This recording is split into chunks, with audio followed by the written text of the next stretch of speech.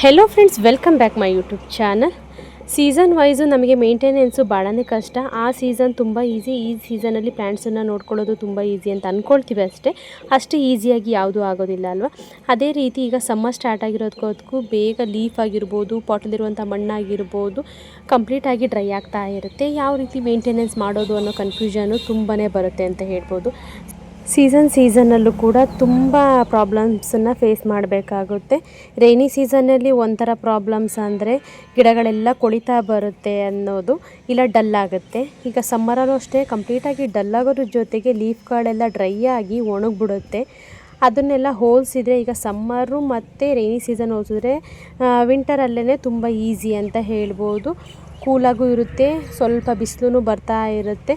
ಈ ರೀತಿ ಮ್ಯಾನೇಜಬಲ್ ಆಗಿ ನಡೀತಾ ಇರುತ್ತೆ ಪ್ಲ್ಯಾಂಟ್ಸ್ಗಳ ಜರ್ನಿ ಅಂತಲೇ ಹೇಳ್ಬೋದು. ಯಾವಾಗಲೂ ಅಷ್ಟೇ ಸಮ್ಮರಲ್ಲಿ ಪ್ಲ್ಯಾಂಟ್ಸ್ಗಳನ್ನು ಯಾವ ರೀತಿ ಮೇಂಟೈನ್ ಮಾಡೋದು ಅನ್ನೋದಕ್ಕಿಂತನೂ ಆ ಪ್ಲ್ಯಾಂಟಿಗೆ ಯಾವ ರೀತಿ ನಾವು ಕೇರ್ನ ತೊಗೊಳ್ತೀವಿ, ಒಂದೊಂದು ರೀತಿಯ ಪ್ಲ್ಯಾಂಟಿಗೆ ಒಂದೊಂದು ರೀತಿಯ ಕೇರ್ನ ತೊಗೊಳ್ಬೇಕಾಗುತ್ತೆ. ಸಮ್ಮರಲ್ಲಿ ಒಂದು ಪ್ಲಸ್ ಏನು ಅಂದರೆ ಯಾವುದೇ ಇಂಡೋರು ಔಟ್ಡೋರ್ ಅಂತ ಇಲ್ಲ. ಯಾವುದೇ ಗಿಡಗಳಿಗೂ ಕೂಡ ಜಾಸ್ತಿ ನೀರು ಹಾಕಿದ್ರೂ ಕೂಡ ಗಿಡ ಹಾಳಾಗೋದಿಲ್ಲ. ಅದು ಪ್ಯೂರ್ ಇಂಡೋರ್ ಆಗಿರ್ಬೋದು, ಸೆಮಿ ಶೇಡ್ ಪ್ಲ್ಯಾಂಟ್ ಆಗಿರ್ಬೋದು, ಔಟ್ಡೋರ್ ಪ್ಲ್ಯಾಂಟ್ ಆಗಿರ್ಬೋದು, ಯಾವುದಕ್ಕಾದ್ರೂ ಕೂಡ ತುಂಬ ಜಾಸ್ತಿ ನೀರಾದರೂ ಕೂಡ ಹಾಳಾಗೋದಿಲ್ಲ. ಯಾಕೆ ಅಂದರೆ ಕಂಪ್ಲೀಟಾಗಿ ಬೇಗ ಡ್ರೈ ಆಗ್ತಾ ಹೋಗುತ್ತೆ. ನಾವು ಬೆಳಗ್ಗೆ ನೀರು ಹಾಕಿದ್ವಿ ಅಂದರೆ ಮಧ್ಯಾಹ್ನದಷ್ಟರಲ್ಲಿ ಡ್ರೈ ಆಗಿಬಿಡುತ್ತೆ. ಹಾಗಾಗಿ ಯಾವುದೇ ಗಿಡಗಳು ಕೂಡ ನಮಗೆ ಡ್ಯಾಮೇಜ್ ಆಗೋದಿಲ್ಲ. ಏನು ಪ್ರಾಬ್ಲಮ್ ಅಂದರೆ ನೀರನ್ನು ಹಾಕ್ತಾ ಇರಬೇಕಲ್ಲ ಅನ್ನೋದೊಂದು ಬಿಟ್ಟರೆ ಗಿಡ ಮಾತ್ರ ಹಾಳಾಗೋದಿಲ್ಲ. ಮಳೆಗಾಲದಲ್ಲಿ ಯಾವ ರೀತಿ ಆಗುತ್ತೆ ಅಂದರೆ ಅದರ ಆಪೋಸಿಟ್ ಆಗಿಬಿಡುತ್ತೆ.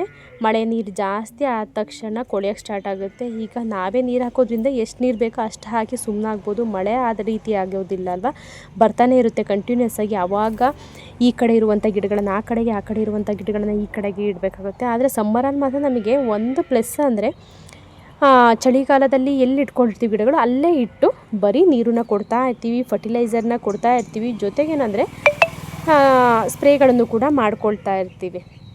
ಬೇಸಿಗೆಯಲ್ಲಿ ಜಾಸ್ತಿ ಫಂಗಸ್ ಬರೋದು ಜಾಸ್ತಿ ಎಲ್ಲ ಪ್ಲ್ಯಾಂಟ್ಸ್ಗಳಿಗೂ ಕೂಡ. ಯಾವ ರೀತಿ ಅಂದರೆ ವಿಂಟರ್ ಸೀಸನ್ ಎಂಡಿಂಗ್ ಆಗೋ ಟೈಮಲ್ಲಿ ಸ್ಟಾರ್ಟ್ ಆದರೆ ಫಂಗಸ್ಗಳು ಮತ್ತು ರೈನಿ ಸೀಸನ್ವರೆಗೂ ಕೂಡ ಸ್ವಲ್ಪ ಫಂಗಸ್ಗಳು ಬರ್ತಾ ಇರುತ್ತೆ. ಅದರಲ್ಲೂ ಇವಾಗ ಫಂಗಸ್ಗಳಲ್ಲೂ ಕೂಡ ವೆರೈಟಿ ಬೇರೆ ಬೇರೆ ರೀತಿಯ ಫಂಗಸ್ಗಳು ಬರುತ್ತೆ. ಯಾವ ಮೆಡಿಸನ್ ಮಾಡಬೇಕು, ಯಾವ ಮೆಡಿಸನ್ ಮಾಡಬಾರ್ದು, ನಾವು ಅಷ್ಟೇ ನರ್ಸರಿಯಲ್ಲಿ ಮೆಡಿಸನ್ ಕೊಟ್ಟಾಗ ಒಂದು 50% ರಿಸಲ್ಟ್ ಸಿಗುತ್ತೆ. ಇನ್ನು 50% ರಿಸಲ್ಟ್ ಸಿಕ್ಕೋಲ್ಲ ಒಂದೊಂದು ಮೆಡಿಸನಲ್ಲಿ. ಮತ್ತು ಮೆಡಿಸನ್ ಅದಕ್ಕೆ ಇನ್ನೂ ಯಾವುದು ಬೆಸ್ಟ್ ಇರುತ್ತೆ, ಪ್ಲ್ಯಾಂಟ್ಸು ಕೂಡ ಡ್ಯಾಮೇಜ್ ಆಗಬಾರ್ದು, ಕ್ವಾಲಿಟಿನೂ ಕೂಡ ಪ್ಲ್ಯಾಂಟ್ ಕಳ್ಕೊಳ್ಬಾರ್ದು, ಅದಕ್ಕೆ ಯಾವ ರೀತಿ ಡೋಸ್ ಇರುವಂಥ ಮೆಡಿಸನ್ನ ಕೊಡೋದು ಅನ್ನೋದೇ ಕನ್ಫ್ಯೂಷನ್ ಆಗಿಬಿಡುತ್ತೆ. ಒಬ್ರಿಗೆ ಸೇಮ್ ಯಾವುದು ಪ್ಲ್ಯಾಂಟ್ಸಿಗೆ ಯಾವುದಾದ್ರೂ ಒಂದು ಫಂಗಸ್ ಬಂದಿತ್ತು ಅಂದರೆ ಸೇಮ್ ಫಂಗಸ್ ಬಂದಿರುತ್ತೆ, ಇವರಿಗೆ ವರ್ಕ್ ಮಾಡಿರುತ್ತೆ ಆ ಮೆಡಿಸನ್ನು, ಇನ್ನೊಬ್ಬರಿಗೆ ವರ್ಕ್ ಮಾಡಿರೋದಿಲ್ಲ. ಅದನ್ನು ಯಾವ ರೀತಿ ಫೇಸ್ ಮಾಡೋದು ಅನ್ನೋದೇ ಗೊತ್ತಾಗೋದಿಲ್ಲ.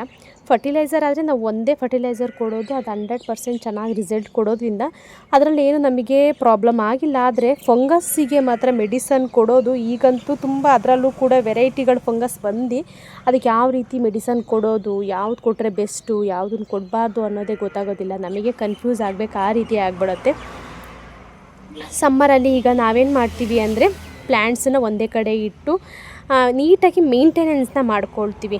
ಈಗ ಬಿಸಿಲಿದೆಯಲ್ವ, ಹಾಗಾಗಿ ತುಂಬ ಎಲ್ಲಿ ಬಿಸಿಲು ಬೀಳ್ತದೆ ಅಲ್ಲೊಂದು ಸ್ವಲ್ಪ ಗಿಡಗಳನ್ನು ತೆಗೆದು ಸ್ವಲ್ಪ ಸೆಮಿ ಶೇಡ್ ಕಡೆಗೆ ಇಟ್ಕೊಳ್ತೀವಿ. ಬಿಟ್ಟರೆ ಫರ್ಟಿಲೈಸರ್ ಕೊಡೋದು, ಸ್ಪ್ರೇ ಮಾಡ್ಕೊಳ್ಳೋದು, ಗಿಡಗಳನ್ನು ನೀಟಾಗಿ ಅರೇಂಜ್ ಮಾಡೋದು, ಒಣಗಿರುವಂಥ ಗಿಡಗಳನ್ನು ರಿಮೂವ್ ಮಾಡ್ಕೊಳ್ಳೋದು. ಈಗ ಏನು ಮಾಡ್ತೀವಿ, ಈ ಟೈಮಲ್ಲಿ ಒಂದಷ್ಟು ಪ್ಲ್ಯಾಂಟ್ಗಳನ್ನು ಕಸಿನೂ ಕೂಡ ಮಾಡ್ಕೊಂಬಿಡ್ತೀವಿ. ಮಳೆ ಬರೋದನ್ನೇ ಕಾಯ್ತಾ ಕೂರೋದಿಲ್ಲ. ಮಳೆ ಬಂದಾಗ ಕಟ್ ಮಾಡಿದ್ರೆ ಏನಾಗುತ್ತೆ, ಬೇರೆ ಬೇರೆ ಗಿಡಗಳು ಒಂದೊಂದು ರೀತಿ ಇರೋದ್ರಿಂದ ಒಂದೊಂದು ಗಿಡಗಳು ನೀರು ಕಟ್ ಮಾಡಿರೋ ಜಾಗದಲ್ಲಿ ನೀರು ಬಿದ್ದು ತುಂಬ ಗಿಡ ಹಾಳಾಗ್ಬಿಡುತ್ತೆ. ನಾನು ಫಸ್ಟ್ ನರ್ಸರಿ ಮಾಡೋಕ್ಕಿಂತ ಮೊದಲೇನು ಮಾಡ್ತಿದ್ದೆ, ಮನೇಲೂ ಅಷ್ಟೇ ಬಿಸಿಲಲ್ಲಿ ಯಾವುದೇ ಪ್ಲ್ಯಾಂಟ್ಸನ್ನು ಕೂಡ ಕಟ್ ಮಾಡಬಾರ್ದು. ಕಟ್ ಮಾಡಿದ್ರೆ ತುಂಬ ಬಿಸಿಲಲ್ವ ಒಣಗಿಬಿಡುತ್ತೆ ಗಿಡ. ಹಾಗಾಗಿ ಮಳೆ ತುಂಬ ಇದ್ದಾಗಲೇ ಮಾಡ್ಕೊಳ್ಬೇಕು ಅಂತ ಅಂದ್ಕೊಂಡಿದ್ದೆ. ಆ ರೀತಿಯೇ ನನ್ನ ಮೈಂಡ್ಸೆಟ್ ಇತ್ತು. ಈಗ ನರ್ಸರಿ ಮಾಡೋಕ್ಕೆ ಸ್ಟಾರ್ಟ್ ಆದಮೇಲೆ ಮೈಂಡ್ಸೆಟ್ಟು ಕಂಪ್ಲೀಟಾಗಿ ಚೇಂಜ್ ಆಗಿದೆ. ನಾನು ಕೂಡ ಹುಟ್ಟಿ ಬೆಳೆದಿರೋದೆಲ್ಲ ಮಲೆನಾಡಲ್ಲೇ ಆಗಿರೋದ್ರಿಂದ ಕಾಫಿನ ಕುಯ್ದ ಮೇಲೆ ಕಸಿನ ಮಾಡ್ತೀವಿ ಅಲ್ವ, ಅದನ್ನು ಕಸಿನೂ ಕೂಡ ಮಳೆಗಾಲದಲ್ಲಿ ಮಾಡೋದಿಲ್ಲ, ಬಿಸಿಲಿದ್ದಾಗಲೇ ಮಾಡ್ತಾರೆ. ಬಿಸಿಲಿದ್ದಾಗ ಕಸಿನ ಮಾಡಿದ್ರೂ ಕೂಡ ಒಂದೊಂದು ಗಿಡದಲ್ಲಿ ರೆಕ್ಕೆಗಳೇ ಇರೋದಿಲ್ಲ. ಆ ರೀತಿ ಕಸಿಗಳನ್ನು ತೆಗೆದಿದ್ರೂ ಕೂಡ ಹೊಸ ಚಿಗುರು ತುಂಬ ಚೆನ್ನಾಗೇ ಬರುತ್ತೆ. ಯಾಕೆ ಕಾಫಿ ಗಿಡ ಬಿಸಿಲಲ್ಲಿ ಕಟ್ ಮಾಡಿದ್ರೂ ಕೂಡ ಹೊಸ ಚಿಗುರು ಬರುತ್ತೆ. ಆದರೆ ಹೂವಿನ ಗಿಡಗಳನ್ನು ನಾವು ಯಾಕೆ ಮಳೆಗಾಲದಲ್ಲೇ ಕಟ್ ಮಾಡಬೇಕು ಅಂತ ನನಗೆ ಅನ್ನಿಸ್ತಾ ಇತ್ತು. ನಾನು ಕೂಡ ನರ್ಸರಿಯಲ್ಲಿ ಮಳೆಗಾಲದಲ್ಲೂ ಕಟ್ ಮಾಡಿನೂ ಕೂಡ ನೋಡಿದ್ದೀನಿ, ತುಂಬ ಬಿಸಿಲಿದ್ದಾಗಲೂ ಕಟ್ ಮಾಡಿ ನೋಡಿದ್ದೀನಿ. ಬಿಸಿಲಲ್ಲಿ ನಾವು ಕಂಪ್ಲೀಟಾಗಿ 1,000 ಗಿಡದವರೆಗೂ ಕಟ್ ಮಾಡಿ ಚೆನ್ನಾಗಿ ನೀರು ಕೊಟ್ಟು ನೋಡಿದ್ರೆ ನಮಗೆ ಮಳೆಗಾಲದಕ್ಕಿಂತ ಬಿಸಿಲಲ್ಲೇ ಗಿಡಗಳು ಹೊಸದಾಗಿ ಚಿಗುರು ಬಂದು ಪ್ಲ್ಯಾಂಟು ಕೂಡ ಬುಷಿಯಾಗಿ ಬಂದಿರೋದನ್ನು ನೋಡಿದೆ ನಾನು. ಹಾಗಾಗಿ ನಾವೀಗ ಮಳೆಗಾಲದಲ್ಲಿ ಯಾವ ಪ್ಲ್ಯಾಂಟನ್ನು ಕೂಡ ಟ್ರಿಮ್ ಮಾಡ್ಕೊಳ್ಳೋದಿಲ್ಲ. ಕಂಪ್ಲೀಟಾಗಿ ನಾವೀಗ ಬೇಸಿಗೆಲೇ ಮಾಡಿರೋದ್ರಿಂದ ಎಲ್ಲೋ ಒಂದೊಂದು ಗಿಡಗಳು ನಮಗೆ ಗೊತ್ತಿಲ್ಲದಲೇ ಉಳ್ಕೊಂಡಿರುವಂಥ ಗಿಡಗಳನ್ನು ಅಷ್ಟೇ ಟ್ರಿಮ್ ಮಾಡ್ಕೊಳ್ತೀವಿ. ದಾಸವಾಳ ಆಗಿರ್ಬೋದು, ಗುಲಾಬಿ ಆಗಿರ್ಬೋದು, ಎಲ್ಲ ಕಲೆಕ್ಷನ್ನು ಕೂಡ ಟ್ರಿಮ್ ಮಾಡುವಂಥ ಕಲೆಕ್ಷನ್ ಮಾತ್ರ ಕಟ್ ಮಾಡಿ ನಾವು ಹೊಸ ಚಿಗುರು ಬರೋವರೆಗೂ ವೆಯ್ಟ್ ಮಾಡ್ತೀವಿ. ಯಾವ ರೀತಿ ಅಂದರೆ ಟ್ರಿಮ್ ಮಾಡಿದ ತಕ್ಷಣ ಒಂದು ಫರ್ಟಿಲೈಸರ್ನು ಕೂಡ ಕೊಡ್ತೀವಿ, ಒಂದು ಸ್ಪ್ರೇ ಕೊಡ್ತೀವಿ. ಕಂಪ್ಲೀಟಾಗಿ ಬೆಳಗ್ಗೆ ಸಂಜೆ 2 ಟೈಮು ನೀರನ್ನ ಕೊಡ್ತೀವಿ. ಒಂದು 15 ಡೇಸಲ್ಲೇ ಹೊಸ ಚಿಗುರು ಕಂಪ್ಲೀಟಾಗಿ ಬರೋದ್ರ ಜೊತೆಗೆ ಏನಾಗುತ್ತೆ ಅಂದರೆ ಮಳೆಗಾಲ ಹತ್ತತ್ರಕ್ಕೆ ಫುಲ್ಲು ಪ್ಲ್ಯಾಂಟ್ ಬುಷಿಯಾಗಿ ಗ್ರೀನಾಗಿ ಫ್ಲವರು ಕೂಡ ಸ್ಟಾರ್ಟ್ ಆಗುತ್ತೆ. ನಮಗೆ ನರ್ಸರಿಯಲ್ಲಿ ಆ ಕಲೆಕ್ಷನ್ನು ಸೋಲ್ಡ್ ಔಟ್ ಕೂಡ ಆಗಿಬಿಡುತ್ತೆ. ಈ ಒಂದೊಂದು ಪ್ಲ್ಯಾಂಟ್ಗಳು ತುಂಬ ಎತ್ತರ ಹೋಗಿಬಿಡುತ್ತೆ. ಆವಾಗ ಇದು ಯಾವ ರೀತಿ ಸೇಲ್ ಮಾಡೋದು ಅಂತ ನನಗೆ ತುಂಬ ಪ್ರೆಷರ್ ಅನಿಸ್ಬಿಡೋದು. 1,000 ಗಿಡಗಳು ಉಳ್ಕೊಳ್ಳೋದು, ತುಂಬ ಹೈಟ್ ಬಂದಿರೋದು ಅಷ್ಟು ಯಾರೂ ಲೈಕೇ ಮಾಡ್ತಾ ಇರಲಿಲ್ಲ. ಈಗ ಯಾವ ರೀತಿ ಅಂದರೆ ನಾವು ಈ ಟೈಮಲ್ಲಿ ಕಟ್ ಮಾಡಿಬಿಡ್ತೀವಿ. ಕಂಪ್ಲೀಟಾಗಿ ಒಂದು 3 ಇಂದ 4 ಇಂಚಷ್ಟು ಬಿಟ್ಟು ಕಂಪ್ಲೀಟಾಗಿ ಕಟ್ ಮಾಡೋದ್ರಿಂದ ಹೊಸ ಚಿಗುರು ಜೊತೆಗೆ ಬುಷಿಯಾಗಿನೂ ಕೂಡ ಪ್ಲ್ಯಾಂಟ್ ಬರುತ್ತೆ. ಈಗ ನೋಡ್ಬೋದು ನೀವು, ನಾವೀಗ 1,000 ದಾಸವಾಳ ಗಿಡಗಳನ್ನು ಟ್ರಿಮ್ ಮಾಡಿದ್ದೀವಿ. ಹೊಸದಾಗಿ ಚಿಗುರು ಕೂಡ ಬಂದಿದೆ. ಇನ್ನು ಸ್ವಲ್ಪ ದಿನ ಮಳೆ ಹತ್ತತ್ರ ಅಂದ ತಕ್ಷಣ ಫುಲ್ಲು ಲೀಫ್ಗಳೆಲ್ಲ ಕವರ್ ಆಗಿ ಫ್ಲವರು ಕೂಡ ಸ್ಟಾರ್ಟ್ ಆಗಿಬಿಡುತ್ತೆ. ಅದ್ರ ಜೊತೆಗೆ ಏನಾಗುತ್ತೆ ಅಂದರೆ ನಾನು ಈಗ ಈವೆಂಟ್ಗಳನ್ನು ಅಟೆಂಡ್ ಮಾಡಬೇಕಾದ್ರೆ ಏನಾಗುತ್ತೆ, ಒಂದಷ್ಟು ಪ್ಲ್ಯಾಂಟ್ಗಳನ್ನು ತೊಗೊಂಡೋಗಿರ್ತೀವಿ, ಒಂದಷ್ಟು ಖಾಲಿ ಆಗುತ್ತೆ, ಒಂದಷ್ಟು ಉಳ್ಕೊಳ್ಳುತ್ತೆ. ಅದನ್ನು ತೊಗೊಂಬಂದು ಮತ್ತೆ ರಿಕವರಿ ಮಾಡಬೇಕು. ಯಾಕೆಂದರೆ ಪ್ಲ್ಯಾಂಟ್ಗಳು ಕೂಡ ಈಗ ಜೀವ ಇರೋದ್ರಿಂದ ಜರ್ನಿ ಮಾಡಿ ಅದಕ್ಕೂ ಕೂಡ ಟಯರ್ಡ್ ಅನ್ನೋದಾಗಿರುತ್ತೆ. ನೆಕ್ಸ್ಟ್ ಈವೆಂಟ್ಗೆ ಆ ಪ್ಲ್ಯಾಂಟ್ಗಳನ್ನು ತೊಗೊಂಡೋಗೋಕ್ಕಾಗೋದಿಲ್ಲ. ಮಿನಿಮಮ್ ಒಂದು ಈವೆಂಟ್ ಅಟೆಂಡ್ ಮಾಡಿದ್ವಿ, ಪ್ಲ್ಯಾಂಟ್ಸನ್ನು ತೊಗೊಂಡು ಹೋದ್ವಿ ಅಂದರೆ 1 ಮಂತ್ವರೆಗೂ ಅದಕ್ಕೆ ರೆಸ್ಟ್ ಕೊಟ್ಟು ಬೇರೆ ಪ್ಲ್ಯಾಂಟ್ಸ್ಗಳನ್ನು ತೊಗೊಂಡೋಗಿ ಮೂವಿಂಗ್ ಮಾಡ್ತಾ ಇರ್ತೀವಿ. ಅದನ್ನು ಏನು ಮಾಡ್ತೀವಿ, ತೊಗೊಂಬಂದು ಒಂದು ಕಡೆ ಇಟ್ಟು ಯಾವ್ಯಾವ ಪ್ಲ್ಯಾಂಟ್ ಎಲ್ಲೆಲ್ಲಿತ್ತು, ಏನಂದರೆ ಈವೆಂಟಿಗೆ ತಗೊಂಡೋಗಿದ್ವಲ್ಲ ಎಲ್ಲೋ ಒಂದು ಕಡೆ ಇಡೋಣ ಅಂತ ಇಟ್ಕೊಂಡ್ರೂ ಕೂಡ ಪ್ಲ್ಯಾಂಟ್ ಚೆನ್ನಾಗಿ ಹೋಗೋದಿಲ್ಲ. ಆ ಕಲೆಕ್ಷನ್ ಅಲ್ಲಲ್ಲಿ ಇದ್ದರು ಅಂದರೆ ನಮಗೆ ಮೇಂಟೆನೆನ್ಸ್ ಮಾಡೋದು ತುಂಬಾ ಈಸಿ ಆಗುತ್ತೆ. ಗಿಡನೂ ಕೂಡ ಬೇಗ ರಿಕವರಿ ಆಗಿಬಿಡುತ್ತೆ. ಸೀಸನ್ ವೈಸ್ ಫ್ಲವರು ಅಷ್ಟೇ, ಆ ಸೀಸನ್ನಲ್ಲಿ ನರ್ಸರಿನ ತುಂಬಾ ಅಟ್ರ್ಯಾಕ್ಟಿವ್ ಆಗಿ ಕಲರ್ಫುಲ್ಲಾಗಿ ಮಾಡಿಬಿಡುತ್ತೆ ನರ್ಸರಿನ. ಅದರಲ್ಲೂ ಸಮ್ಮರಲ್ಲಂತೂ ಫ್ಲವರ್ ಇರುವಂಥ ಪ್ಲ್ಯಾಂಟ್ಸ್ಗಳು ಜಾಸ್ತಿ. ಆದರೆ ಇವಾಗ ಇತ್ತೀಚೆಗೆ ನೋಡ್ತಾ ಇದ್ದರೆ ಏನಂದರೆ ಈ ಸಮ್ಮರ್ ಅಂತ ಇಲ್ಲ, ರೈನಿ ಸೀಸನ್ ಅಂತಿಲ್ಲ, ಯಾವುದೇ ಸೀಸನ್ನು ಆಲ್ಮೋಸ್ಟ್ ಇಂಡೋರ್ ಪ್ಲ್ಯಾಂಟ್ಸ್ಗಳ ಕಲೆಕ್ಷನ್ನು ತುಂಬಾ ಜಾಸ್ತಿ ಆಗಿ ಔಟ್ಡೋರೆಲ್ಲ ತುಂಬಾ ಕಡಿಮೆ ಆಗಿದೆ. ಔಟ್ಡೋರಲ್ಲಿ ಫ್ಲವರ್ ಬಿಡುವಂಥ ಹೂಗಳನ್ನು ಕೇಳ್ಕೊಂಬಂದಾಗ ಯಾವುದನ್ನು ತೋರಿಸೋದು ಯಾವುದನ್ನು ಬಿಡೋದು ಅಂತಲೇ ಗೊತ್ತಾಗೋದಿಲ್ಲ, ಆ ರೀತಿ ಆಗುತ್ತೆ. ಯಾಕೆ ಅಂದರೆ ಫ್ಲವರ್ ಇರುವಂಥ ಗಿಡಗಳು ಕೆಲವೊಂದು ಎಣಿಸ್ಬೋದು ಅಷ್ಟೇ ಸಿಗೋದು ವೆರೈಟಿಗಳು. ಆದರೆ ಇಂಡೋರ್ ಪ್ಲ್ಯಾಂಟ್ಸ್ಗಳ ಕಲೆಕ್ಷನ್ನು ತುಂಬಾ ಜಾಸ್ತಿ ಇದೆ. ಆದರೆ ಫ್ಲವರ್ ಬಿಡೋದ್ರಲ್ಲಿ ಕ್ರೀಪರೆಲ್ಲ ಸಿಗುತ್ತೆ ಜಾಸ್ತಿ ಹೇಳ್ಬೋದಂದರೆ.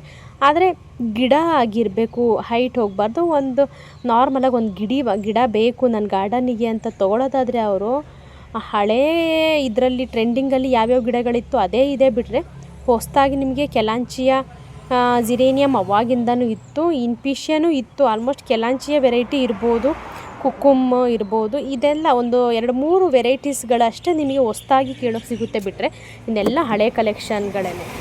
ಸಮ್ಮರ್ ಸ್ಟಾರ್ಟ್ ಆಯಿತು ಅಂದ ತಕ್ಷಣ ಒಂದು ಸ್ಪ್ರೇನ ಮಾಡಿಕೊಳ್ಳೇಬೇಕು. ಸ್ಪ್ರೇ ಮಾಡ್ಕೊಂಡು ಒಂದು ಫರ್ಟಿಲೈಸರ್ನೂ ಕೂಡ ಕೊಡಬೇಕು ಪ್ಲ್ಯಾಂಟಿಗೆ. ಈಗ ಮಳೆಗಾಲದಲ್ಲಿ ನೀವು ಫರ್ಟಿಲೈಸರ್ ಆಗಿರ್ಬೋದು ಸ್ಪ್ರೇನ ಕಡಿಮೆ ಮಾಡಿದ್ರಿ ಅಂದ್ರೂ ಸಮ್ಮರಲ್ಲಿ ಮಾತ್ರ ನೀವು ಜಾಸ್ತಿನೇ ಮಾಡ್ಕೊಳ್ಬೇಕು. ಮಂತಲ್ಲಿ ಒಂದ್ಸಲನಾದ್ರೂ ಸ್ಪ್ರೇ ಮಾಡ್ಕೊಳ್ಬೇಕು ಮತ್ತು ಫರ್ಟಿಲೈಸರ್ನ ಕೊಡಬೇಕು. ಕಳೆದ ವಿಡಿಯೋದಲ್ಲಿ ನಾನು ಹೇಳಿದ್ದೆ ಸೇವಂತಿಗೆ ಗಿಡಗಳನ್ನು ಟ್ರಿಮ್ ಮಾಡಿದ ಮೇಲೆ ಎಷ್ಟು ಪ್ಲ್ಯಾಂಟ್ಗಳು ಬರುತ್ತೆ ಸೇವಂತಿಗೆ ಗಿಡದಲ್ಲಿ. ಅದ್ರ ಜೊತೆಗೆ ಬುಷಿನೂ ಕೂಡ ಪ್ಲ್ಯಾಂಟ್ ಆಗುತ್ತೆ. ಸೇವಂತಿಗೆ ಗಿಡ ನರ್ಸರಿಯಿಂದ ತೊಗೊಂಡೋದ್ಮೇಲೆ ಏನು ಮಾಡ್ತೀರಾ ಅಂದರೆ ಕಂಪ್ಲೀಟಾಗಿ 4-5 ಗಿಡ ಇದೆ ಅಂದ ತಕ್ಷಣ ಕಂಪ್ಲೀಟಾಗಿ ಬೇರೆ ಬೇರೆ ಪಾಟ್ಗಳಿಗೆ ಹಾಕ್ಬಿಟ್ಟು ರೀಪಾಟ್ನ ಮಾಡಿ ಗಿಡನ ಡ್ಯಾಮೇಜ್ ಮಾಡ್ಕೊಳ್ತೀರಾ ಅಂತ. ನಾನೀಗ ಒಂದು 4 ಇಂಚು 3.5 ಇಂಚಲ್ಲಿ ಬರುವಂತಹ ಸೇವಂತಿಗೆ ಗಿಡಗಳನ್ನು ಆಲ್ಮೋಸ್ಟ್ ತಂದಾಗ ಎಷ್ಟು ಸೇವಂತಿಗೆ ಗಿಡಗಳು ಸೇಲ್ ಆಗುತ್ತೆ ಅಷ್ಟು ಸೇಲ್ ಆದಮೇಲೆ ಒಂದಷ್ಟು ಗಿಡಗಳು ಉಳ್ಕೊಂಡಾಗ ಏನು ಮಾಡ್ತೀವಿ, ಬರೀ ಟ್ರಿಮ್ ಮಾಡ್ಕೊಳ್ತೀವಿ. ಕಟ್ಟರಲ್ಲಿ ಟ್ರಿಮ್ ಮಾಡೋದು ಬಿಟ್ಟರೆ ಎಕ್ಸ್ಟ್ರಾ ನಾವೇನು ರೀಪಾಟು ಮಾಡೋದಿಲ್ಲ. 4-5 ಗಿಡ ಇದೆ ಅಲ್ವಾ ಅಂತೇಳ್ಬಿಟ್ಟು ಬೇರೆ ಪಾಟ್ಗಳಿಗೂ ಕೂಡ ಹಾಕ್ಕೊಡೋದಿಲ್ಲ. ಮಣ್ಣಲ್ಲಿರುವಂಥ ಸೇವಂತಿಗೆ ಗಿಡ ತೊಗೊಂಡೋದ್ರೂ ಅಷ್ಟೇ, ಕೋಕೋಪಿಟಲ್ಲಿರುವಂಥ ಸೇವಂತಿಗೆ ಗಿಡನೂ ಕೂಡ ತೊಗೊಂಡೋದ್ರು ಅಷ್ಟೇ. ರೀಪೋರ್ಟ್ನ ತೊಗೊಂಡೋದ ತಕ್ಷಣ ಮಾಡ್ಕೊಳ್ಬೇಡಿ. ಮೇಯ್ನು ಫ್ಲವರನ್ನು ನೀವು ಉಪಯೋಗಿಸ್ಕೊಳ್ಳಿ. ಇಲ್ಲ ನಾನು ಫ್ಲವರು ನನಗೆ ಕಟ್ ಮಾಡೋಕ್ಕೆ ಇಷ್ಟ ಇಲ್ಲ, ಹೀಗೆ ಗಿಡದಲ್ಲೇ ನೋಡೋಕ್ಕೆ ಇಷ್ಟ ಅನ್ನೋದಾದ್ರೆ ಗಿಡದಲ್ಲೇ ಕಂಪ್ಲೀಟಾಗಿ ಎಂಡಿಂಗ್ ಸ್ಟೇಜ್ವರೆಗೂ ಬಿಟ್ಟು ಎಂಡಿಂಗ್ ಸ್ಟೇಜ್ ಮುಗಿದ ಮೇಲೆ ಟ್ರಿಮ್ನ ಮಾಡ್ಕೊಳ್ಳಿ. ಟ್ರಿಮ್ನ ಮಾಡಿದ ಮೇಲೆ ಚೆನ್ನಾಗಿ ಒಂದು ನೀರನ್ನು ಕೊಡಬೇಕು, ಅದ್ರ ಜೊತೆಗೆ ಒಂದು ಫರ್ಟಿಲೈಸರ್ನು ಕೂಡ ಕೊಡಬೇಕು. ನಾವೀಗ ಟ್ರಿಮ್ನ ಮಾಡಿರುವುದು ಅದು ಕೂಡ ಕೋಕೋಪಿಟಲ್ಲಿರುವಂತಹ ಗಿಡ ನೋಡ್ಬೋದು. ಈಗ ಸೆಮಿ ಶೇಡಲ್ಲೇ ಬೆಳೆಯುತ್ತೆ ಸೇವಂತಿಗೆ ಗಿಡಗಳು. ಮಣ್ಣಲ್ಲಿರುವಂಥ ಸೇವಂತಿಗೆ ಗಿಡ ತೊಗೊಂಡ್ರೆ ಔಟ್ಡೋರ್ ಹಾಕ್ಕೊಳ್ಬೋದು ಅಂತಲೂ ಕೂಡ ಹೇಳಿದ್ದೀನಿ. ಈಗ ಕೋಕೋಪಿಟಲ್ಲಿರುವಂತಹ ಸೇವಂತಿಗೆ ಗಿಡನ ಟ್ರಿಮ್ನ ಮಾಡಿದ ಮೇಲೆ ಯಾವ ರೀತಿ ಪ್ಲ್ಯಾಂಟ್ಸ್ ಬರುತ್ತೆ, ಈಗ ಅದೊಂದು ಸ್ಟಿಕ್ಕಲ್ಲಿ ಕಂಪ್ಲೀಟಾಗಿ ಹೂವು ಆಯಿತು ಅಂದರೆ ಆ ಗಿಡ ಮತ್ತೆ ಹೂವು ಬರಲ್ಲ ಅಂತಲ್ಲ, ಬರುತ್ತೆ, ಆದರೆ ಅಷ್ಟೊಂದು ಹೂಗಳನ್ನು ಬಿಡೋದಿಲ್ಲ. ಈಗ ನೋಡ್ಬೋದು ಹೊಸ ಹೊಸ ಗಿಡಗಳು ಅದರಲ್ಲೇ ಬಂದುಬಿಟ್ಟಿದೆ. ಟ್ರಿಮ್ ಮಾಡಿ ಒಂದು 15 ಡೇಸಿಗೆ ನೀವು ನೋಡ್ಬೋದು ಬುಡದಿಂದನೇ ಹೊಸ ಗಿಡಗಳು ಸ್ಟಾರ್ಟ್ ಆಗಿಬಿಡುತ್ತೆ. ವೆಯ್ಟ್ ಮಾಡಬೇಕಷ್ಟೇ. ಸಡನ್ನಾಗಿ ನಾನು ತೊಗೊಂಡೋದ ತಕ್ಷಣ, ನಾನು ರಿಪೋರ್ಟ್ ಮಾಡಿದ ತಕ್ಷಣ ನನಗೆ ನೆಕ್ಸ್ಟ್ ಡೇನೇ ಹೂ ಬರಬೇಕು, ನೆಕ್ಸ್ಟ್ ಡೇನೇ ಬುಷಿಯಾಗಿ ಕಾಣಬೇಕು, ಗ್ರೀನಾಗಿ ಕಾಣಬೇಕು ಅಂತ ಎಕ್ಸ್ಪೆಕ್ಟೇಷನ್ ಮಾಡೋಂಗಿಲ್ಲ ಗಿಡಗಳಲ್ಲಿ. ಅದಕ್ಕೆ ಟೈಮ್ನೂ ಕೂಡ ಕೊಡಬೇಕಾಗುತ್ತೆ. ಟ್ರಿಮ್ ಮಾಡಿ 15 ಡೇಸಿಗೆ ಒಂದು ಪಾಟಲ್ಲಿ 3-4 ಗಿಡಗಳು ಬರೋಕ್ಕೆ ಸ್ಟಾರ್ಟ್ ಆಗಿಬಿಡುತ್ತೆ. 1 ಮಂತ್ ಅನ್ಬೇಕಾದ್ರೆ ನಿಮಗೆ ಕಂಪ್ಲೀಟಾಗಿ ಈ ರೀತಿ. ಈಗ ಮಣ್ಣಲ್ಲಿರೋದನ್ನು ತೊಗೊಂಡಿರ್ತೀರ ನೀವು, ಆದಷ್ಟು ಎಲ್ಲರೂ ಕೂಡ ಸೇವಂತಿಗೆ ಗಿಡನ ಬಳಸಿರ್ತೀರ. ಮಣ್ಣಲ್ಲಿರೋದು ತೊಗೊಂಡಿರ್ತೀರ, ಕೋಕೋಪಿಟಲ್ಲಿರೋದು ತೊಗೊಂಡಿರ್ತೀರ. 4 ಗಿಡ ಮಿನಿಮಮ್ ಇರುತ್ತೆ. ಈಗ ನಾವೇ ಹಾಕಿದ್ದೀವಿ ಅನ್ನೋದಾದ್ರೂ ಕೂಡ ನೋಡ್ಬೋದು ನೀವೀಗ ಅಲ್ಲಿ ಟ್ರಿಮ್ ಮಾಡಿರುವಂಥ ಗಿಡದಲ್ಲಿ ಹಳೆ ಗಿಡಗಳು ಇಲ್ಲ, ಹೊಸ ಗಿಡಗಳು ಎಲ್ಲಿ ಬಂದಿದೆ ಅಂತ. ಒಂದು ಪಾಟಲ್ಲಿ 4 ಗಿಡ ಇರುತ್ತೆ, ಆದರೆ ಇಲ್ಲಿ ಎಷ್ಟಿದೆ 6-7 ಗಿಡಗಳಿದೆ, 8-9 ಗಿಡಗಳು ಕೂಡ ಒಂದೊಂದು ಪಾಟಲ್ಲಿ ಬಂದಿದೆ. ಈಗ ಆ ಸ್ಟಿಕ್ ಈಗ ತಗೊಂಡು ಹೋದಾಗ ಫ್ಲವರ್ ಆಗಿರುವಂತಹ ಪ್ಲ್ಯಾಂಟು ಹೊಸ ಗಿಡಗಳು ಬಂದಾಗ ಆ ಪ್ಲ್ಯಾಂಟು ಸಡನ್ನಾಗಿ ಡಲ್ಲಾಗಿ ಹಾಗೆ ಒಣಗೋಗ್ಬಿಡುತ್ತೆ, ಅದು ಕಂಪ್ಲೀಟಾಗಿ ಹೋಗುತ್ತೆ. ಅದ್ರ ಜೊತೆಗೆ ಹೊಸ ಗಿಡಗಳಲ್ಲಿ ಹೂವನ್ನ ಕಾಣ್ಬೋದು. ಈಗ ನೋಡ್ಬೋದು ಮಣ್ಣಲ್ಲಿರುವಂತಹ ಸೇವಂತಿಗೆ ಗಿಡದ ಪಾಟ್ ಇದು ಸ್ವಲ್ಪ ಕೋಕೋಪೀಟ್ಗಿಂತಲೂ ಸ್ವಲ್ಪ ದೊಡ್ಡ ಪಾಟಲ್ಲಿ ಬರುತ್ತೆ ಮಣ್ಣಲ್ಲಿರುವಂಥ ಸೇವಂತಿಗೆ ಗಿಡಗಳು. ಇದರಲ್ಲೂ ಅಷ್ಟೇ ಮಿನಿಮಮ್ 4-5 ಗಿಡ ಅಷ್ಟೇ ಹಾಕಿರ್ತಾರೆ. ಒಂದು ಸಲ ತುಂಬ ಚೆನ್ನಾಗಿ ಫ್ಲವರ್ ಆಯಿತು ಈ ಕಲ್ಲರು. ಆಮೇಲೆ ನಾವು ಟ್ರಿಮ್ ಮಾಡಿದ ಮೇಲೆ ಇನ್ನು ಒಂದೊಂದು ಹೂಗಳು ಎಲ್ಲಿ ಹರಳಿರಲಿಲ್ಲ ಅಲ್ಲಿ ಈಗ ಹರಳಿರೋದು. ಟ್ರಿಮ್ ಮಾಡಿದ ಮೇಲೆ ಇದೆಲ್ಲ ಹರಳಕ್ಕೆ ಸ್ಟಾರ್ಟ್ ಆಯಿತು. ಈಗ ಹರಳಿದ ಮೇಲೆ ಏನಾಗುತ್ತೆ, ಪಕ್ಕ ಈಗ ಗಿಡಗಳು ಸ್ಟಾರ್ಟ್ ಆಗಿಬಿಡುತ್ತೆ. ಈ ಟ್ರಿಮ್ ಮಾಡಿರೋದು ಕೂಡ ಗೊತ್ತಾಗುತ್ತೆ, ಇಷ್ಟು ಶಾರ್ಟಾಗಿ ಸೇವಂತಿಗೆ ಗಿಡ ಸಿಗೋದಿಲ್ಲ, ಹೈಟೇ ಇರುತ್ತೆ. ಈಗ ಟ್ರಿಮ್ ಮಾಡಿದ ಮೇಲೆ ಹೂವಾಗಿರುವಂಥ ಪಾಟು ಇದು ಮಣ್ಣಲ್ಲಿರುವಂಥ ಸೇವಂತಿಗೆ ಗಿಡಗಳು. ನಿಮಗೆ ಕೋಕೋಪಿಟಲ್ಲಿ ನಾನು ತೊಗೊಂಡೋಗಿ ಗಿಡಗಳೆಲ್ಲ ಹಾಳಾಗಿದೆ ಅಂತ ಅನ್ನೋರು ಮಣ್ಣಲ್ಲಿರುವಂತಹ ಪ್ಲ್ಯಾಂಟ್ಸ್ಗಳನ್ನು ಕೂಡ ಒಂದು ಸಲ ನೀವು ಬೆಳೆಸಿ ನೋಡಿ ಯಾವ ರೀತಿ ಬರುತ್ತೆ ಅಂತ ನಿಮಗೆ ಗೊತ್ತಾಗುತ್ತೆ. ಸಮ್ಮರ್ ಸ್ಟಾರ್ಟ್ ಆಯಿತು ಅಂದ ತಕ್ಷಣ ಕಲರ್ಫುಲ್ಲಾಗಿ ಕಾಣೋದು ಅಂದರೆ ಹೈಬಿಸ್ಕಸ್ ಪ್ಲ್ಯಾಂಟ್ಗಳು ಗ್ರೀನಾಗಿ ಮತ್ತು ಬುಷಿಯಾಗಿ ಕಾಣೋದ್ರ ಜೊತೆಗೆ ಫ್ಲವರ್ಗಳು ಕೂಡ ಕಂಪ್ಲೀಟಾಗಿ ಹರಳುತ್ತೆ. ಯಾವುದೇ ಮೊಗ್ಗುಗಳು ಕೂಡ ಡ್ರಾಪ್ ಆಗೋದಿಲ್ಲ. ಅದೇ ಚಳಿಗಾಲದಲ್ಲಿ ಏನಾಗುತ್ತೆ ಅಂದರೆ ಮೊಗ್ಗುಗಳು ಡ್ರಾಪ್ ಆಗುತ್ತೆ, ಮಳೆಗಾಲದಲ್ಲಿ ಮೊಗ್ಗುಗಳು ಕೊಳೆಯುತ್ತೆ. ಸೀಸನ್ ವೈಸು ಒಂದೊಂದು ರೀತಿಯ ಕಷ್ಟಗಳನ್ನು ಗಿಡಗಳು ಕೂಡ ಅನುಭವಿಸುತ್ತೆ ಅಂತ ಹೇಳ್ಬೋದು. ಯಾಕೆಂದರೆ ಚಳಿಗಾಲದಲ್ಲಿ ನಾವೇನು ಮಾಡ್ತೀವಿ ಅಂದರೆ ಹೂಗಳು ಡ್ರಾಪ್ ಆಗ್ತಾನೆ ಇರುತ್ತೆ, 19 ಸ್ಪ್ರೇ ಮಾಡ್ತೀವಿ, ಆದ್ರೂ ಕೂಡ ಅದೇನಾದರೆ ಇಬ್ಬನಿಯ ನೀರು ಅದ್ರ ಮೇಲೆ ಬೀಳೋದ್ರಿಂದ ಡ್ರಾಪ್ ಆಗೇ ಆಗುತ್ತೆ. ಅದರಲ್ಲೂ 1, 2, 3 ಈ ರೀತಿ ಎಣಿಸೋಕ್ಕೆ ಸಿಗುವಷ್ಟು ಹೂಗಳಷ್ಟೇ ಹರಳುತ್ತೆ ಆ ಟೈಮಲ್ಲಿ. ಕಂಪ್ಲೀಟಾಗಿ ಡ್ರಾಪ್ ಆಗುತ್ತಲ್ಲ, ಗಿಡಕ್ಕೆ ಏನಾದರೂ ಬೇರೆ ಸಮಸ್ಯೆ ಇದೆಯಾ ಅಂತೇನು ಅಂದ್ಕೊಬೇಡಿ. ಯಾಕೆ ಅಂದರೆ ಅದರದ್ದು ನ್ಯಾಚುರಲ್ ಅಂತಲೇ ಹೇಳ್ಬೋದು. ಸಮ್ಮರಲ್ಲಿ ಹೂ ಹರಡೋದಷ್ಟು ನಿಮಗೆ ಚಳಿಗಾಲ ಮತ್ತು ಮಳೆಗಾಲದಲ್ಲಿ ಹರಡೋಕ್ಕೆ ಸಾಧ್ಯ ಆಗೋದಿಲ್ಲ ಗಿಡಗಳಿಗೆ. ಗಿಡಗಳು ಕೂಡ ಸೀಸನ್ ವೈಸು ಒಂದೊಂದು ರೀತಿಯಾಗಿ ಫೇಸ್ ಮಾಡಲೇಬೇಕಾಗುತ್ತೆ ಸಮಸ್ಯೆಗಳನ್ನು. ಜೊತೆಗೆ ಏನಂದರೆ ದಾಸವಾಳ ಗಿಡ ಹೆಲ್ದಿಯಾಗಿದೆಯಾ ಅಂತ ನೋಡಿ. ಆದಷ್ಟು ಗಿಡ ಹೆಲ್ದಿ ಮತ್ತು ಬುಷಿಯಾಗಿ ಇದೆ, ಹೂಗಳು ಮಾತ್ರ ಡ್ರಾಪ್ ಆಗ್ತಾಯಿದೆ ಅಂದರೆ 19 ಸ್ಪ್ರೇ ಮಾಡಿ.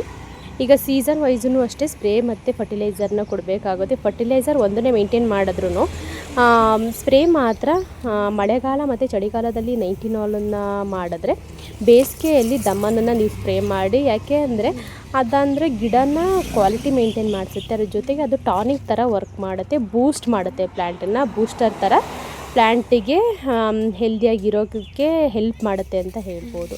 ಇದನ್ನು ಮೇಂಟೈನ್ ಮಾಡಿದ್ರೆ ಸಾಕು, ಗಿಡ ಹೆಲ್ದಿ ಮತ್ತು ಬುಷಿಯಾಗಿ ಕಾಣುತ್ತೆ.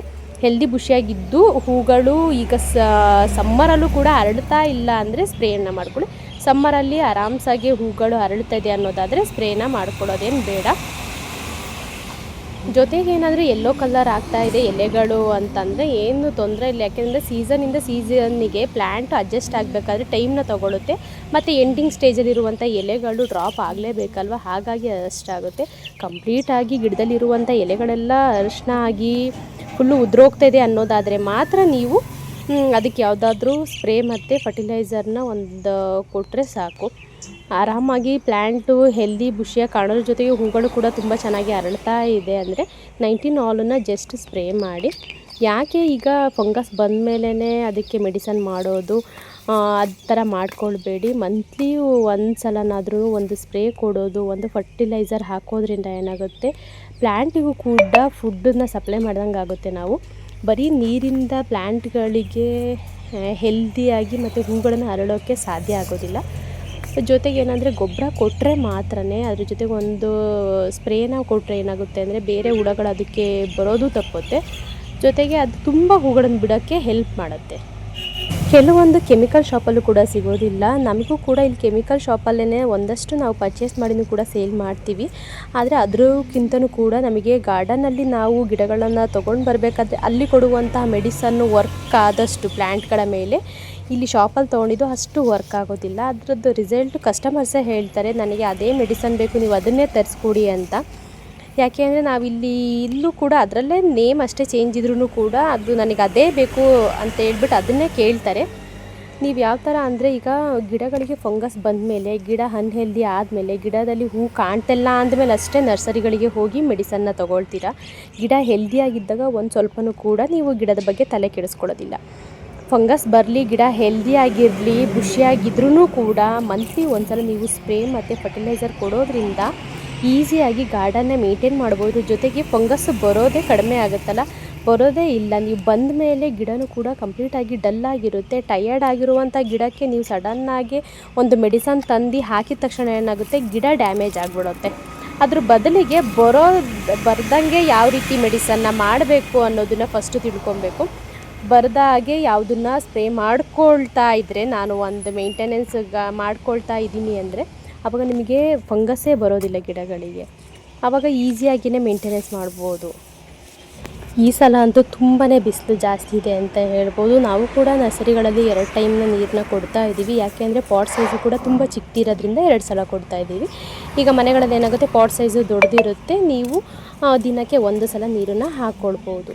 ಈಗ ಎಷ್ಟು ಎತ್ತರ ಇರುವಂಥ ಗಿಡಗಳನ್ನು ನಾವು ಕಟ್ ಮಾಡಿದ್ದೀವಿ. ಸಮ್ಮರಲ್ಲೇ ಕಟ್ ಮಾಡಿರುವಂಥ ಗಿಡದಲ್ಲಿ ಹೊಸ ಚಿಗುರು ಯಾವ ರೀತಿ ಬಂದಿದೆ ಅಂತ ನೋಡ್ಬೋದು. ಅದ್ರ ಜೊತೆಗೆ ಏನಾದರೆ ನರ್ಸರಿಗಳಲ್ಲೂ ಅಷ್ಟೇ ಮೆಡಿಸನ್ನು ನಾವು ತಿಂಗಳಿಗೆ 1 ಸಲ ಸ್ಪ್ರೇ, ತಿಂಗಳಿಗೆ 2 ಸಲವೂ ಒಂದೊಂದು ಟೈಮ್ ಮಾಡ್ತೀವಿ. ಆದ್ರೂ ಕೂಡ ನೋಡಿ ಬಾಳೆ ಹುಳಗಳ ಕಾಟ ತುಂಬಾ ಜಾಸ್ತಿ ಇದೆ. ಇದಕ್ಕೆ ಬಾಳೆ ಹುಳ ಕಂಟ್ರೋಲ್ ಮಾಡೋಕ್ಕೆ ಯಾವುದಾದ್ರೂ ಮೆಡಿಸನ್ ನಿಮಗೂ ಗೊತ್ತಿರೂ ಕೂಡ ನನಗೆ ಕಮೆಂಟಲ್ಲಿ ತಿಳಿಸಿ ಅಂತ ಹೇಳ್ತೀನಿ. ಯಾಕೆಂದರೆ ಆದಷ್ಟು ಎಲ್ಲ ರೀತಿಯ ನಾವು ಔಷಧಿಗಳನ್ನು ಕೂಡ ಸ್ಪ್ರೇ ಮಾಡಿದ್ರೂ ಕೂಡ ಬಾಳೆ ಹುಳನ ಕಂಟ್ರೋಲ್ ಮಾಡೋಕ್ಕಾಗ್ತಾ ಇಲ್ಲ. ಇಲ್ಲೂ ಕೂಡ ಹೈಬಿಸ್ಕಸ್ ಗಿಡಗಳನ್ನೆಲ್ಲ ರೋಲ್ ಥರ ಎಲೆಗಳನ್ನೆಲ್ಲ ಡ್ಯಾಮೇಜ್ ಮಾಡಿದೆ. ಈಗ ನೋಡ್ಬೋದು ಸಮ್ಮರಲ್ಲಿ ನಾವು ಕಟ್ ಮಾಡಿರುವಂಥ ಹೈಬಿಸ್ಕಸ್ ಪ್ಲ್ಯಾಂಟಲ್ಲಿ ಎಷ್ಟು ಚೆನ್ನಾಗಿ ಚಿಗುರು ಬಂದಿದೆ ಅಂತ.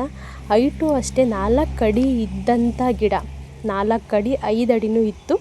ಅಂತಹ ಗಿಡಗಳನ್ನು ಕಟ್ ಮಾಡಿರುವಂತಹದ್ದು ಈಗ ಎಷ್ಟು ಚೆನ್ನಾಗಿ ಚಿಗುರು ಬರ್ತಾಯಿದೆ ಅಂತ. ನಾವು ಕಟ್ ಮಾಡಿದ್ದ ತಿರ್ಗಾ ದಿನವೇ ಚೆನ್ನಾಗಿ ನೀರು ಕೊಟ್ಟು ಫರ್ಟಿಲೈಸರು ಕೊಟ್ಟು ಒಂದು ಸ್ಪ್ರೇನೂ ಕೂಡ ಮಾಡ್ಕೊಂಡಿದ್ದೀವಿ. 19 ಆಲ್ನೇ ಸ್ಪ್ರೇ ಮಾಡಿದ್ದೀನಿ ನಾನು, ಈಗ ಸಮ್ಮರ್ ಇದ್ರೂ ಕೂಡ.